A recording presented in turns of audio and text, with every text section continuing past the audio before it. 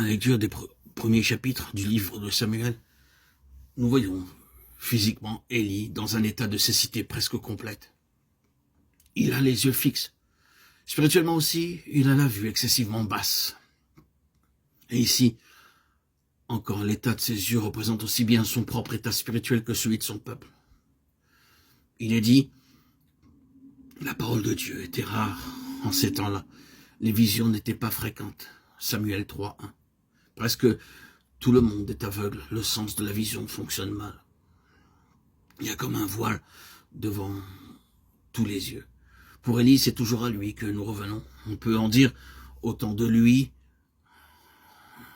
de l'audition, en tout cas en ce qui concerne la voix de Dieu.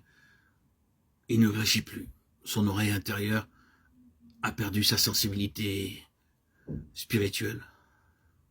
Quand Samuel vient à lui, il revient encore au sujet de la voix qu'il a entendue. Il faut que la chose se produise plusieurs fois pour qu'Élie, bon gré mal gré, s'éveille à l'idée que ce pourrait bien être le Seigneur, que ce ne peut être que le Seigneur. Élie n'entendait pas la voix du Seigneur. Samuel, lui, l'entendait. Et alors même qu'elle se fait entendre si nettement à Samuel, ce n'est que peu à peu qu'Élie se rend compte que c'est en effet la voix du Seigneur.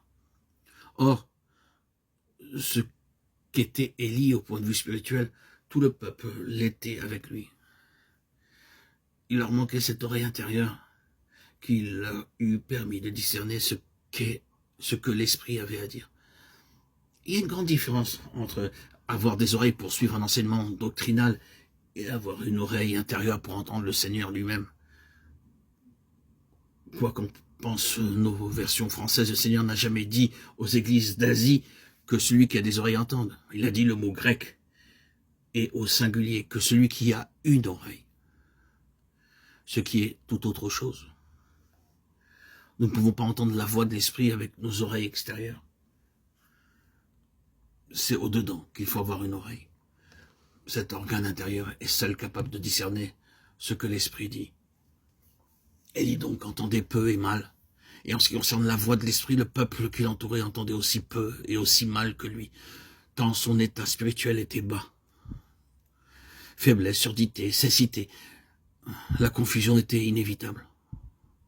Au sein du peuple, l'ordre de choses voulues par Dieu et qui était d'après la loi à la base du service de sa maison, cet ordre divin était complètement ignoré.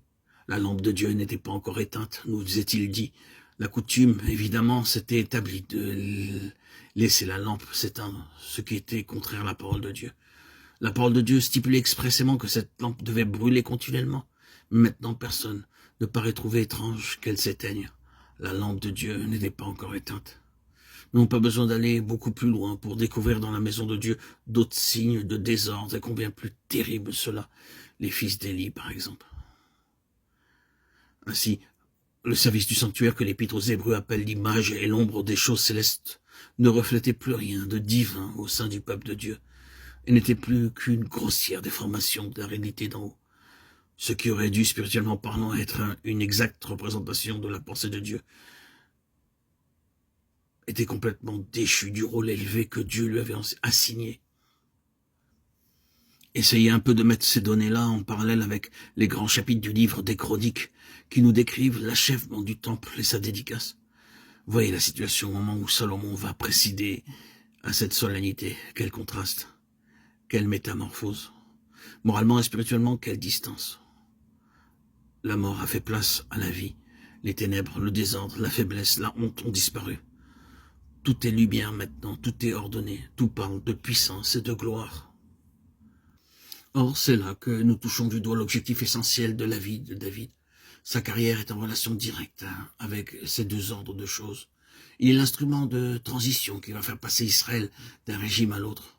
Jeune homme, il prend sur lui le lourd héritage de la période d'Élie, vieillard. Il peut léguer à Salomon une situation glorieuse. Et c'est pour cette tâche-là, à n'en pas douter, qu'il reçut l'onction. Il suffit d'établir le contraste entre les deux époques pour voir s'éclairer d'un jour nouveau et définitif la vie de David en général et son onction en particulier.